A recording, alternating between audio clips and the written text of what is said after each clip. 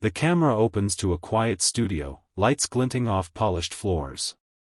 The familiar logo of The View flashes across the screen, but today, something feels different. The air is charged. There's tension you can feel even through the screen. From the audience, there's the usual laughter and chatter, but behind the scenes, producers are whispering nervously. They know what's coming: a big name, a strong opinion, and a fragile stage of live television. Moments later, Clint Eastwood, the Hollywood legend himself, steps onto the set. The crowd bursts into applause. At 90+, the man still walks with the calm confidence of someone who has seen it all: the Old West, Hollywood, and now, the unpredictable circus of daytime TV. The hosts greet him warmly, at first. Joy Behar leans in, her trademark grin fixed in place. "Clint," she says, "you've been known for some strong opinions lately. Are you ready to take a little heat today?" Clint smiles slightly, the kind of smile that hides more than it reveals. "Joy," he says softly, "I've faced gunfire in westerns and critics in real life. I think I can handle a few words." The crowd laughs, a mix of admiration and nervous energy. The interview begins. At first, it's light, talk of classic movies, of directing, of how Hollywood has changed.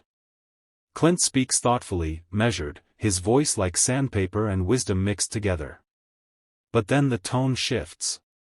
Joy Behar pushes the conversation into politics, pressing him on his views about personal responsibility, masculinity, and what he said in past interviews. "Some people think your views are outdated," Joy says, leaning closer.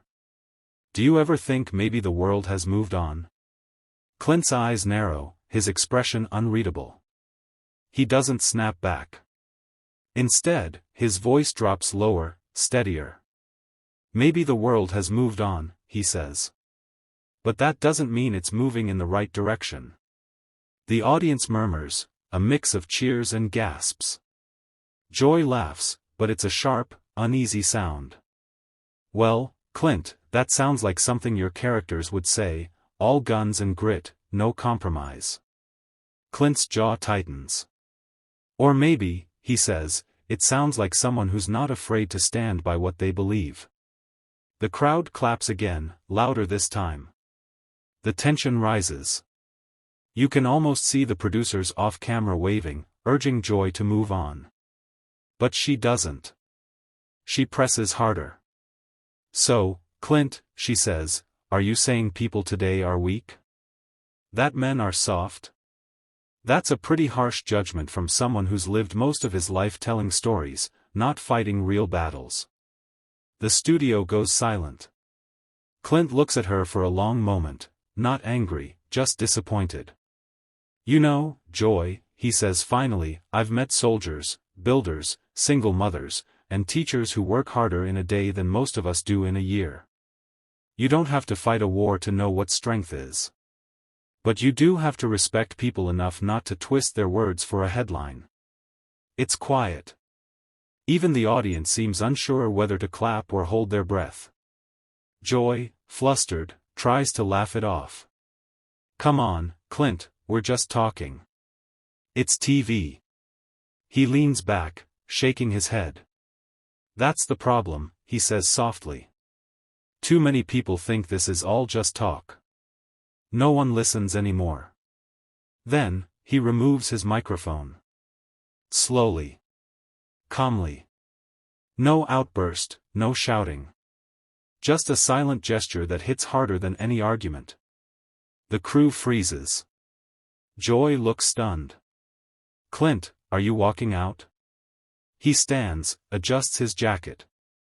"I came here to talk about stories," he says. "Not to become one." And with that, he turns and walks off the set. The audience gasps, some even cheer, others boo. The camera tries to follow him, but he's already halfway to the backstage door, that slow, deliberate stride that only Clint Eastwood could pull off, pure class, pure control. Back in the studio, chaos. Joy stammers, "Well, that wasn't how I expected it to go." The producers cut to commercial. But the moment doesn't end there.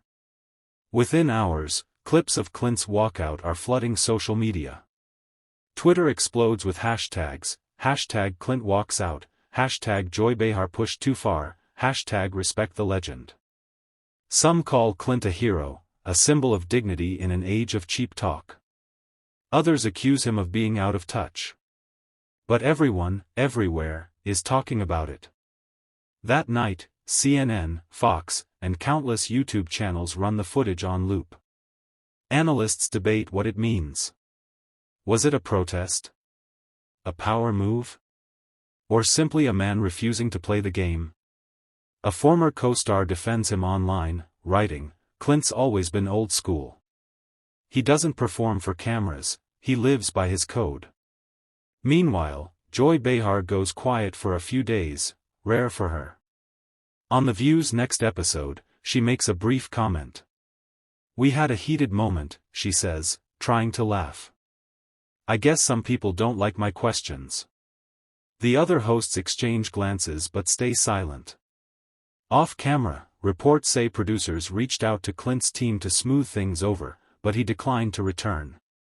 A source close to him told reporters, he said what he wanted to say, and that's enough. Weeks later, the story still trends. Commentators call it the classiest walkout in television history. Some even call it a wake-up call, a reminder that not every legend wants to play the viral outrage game.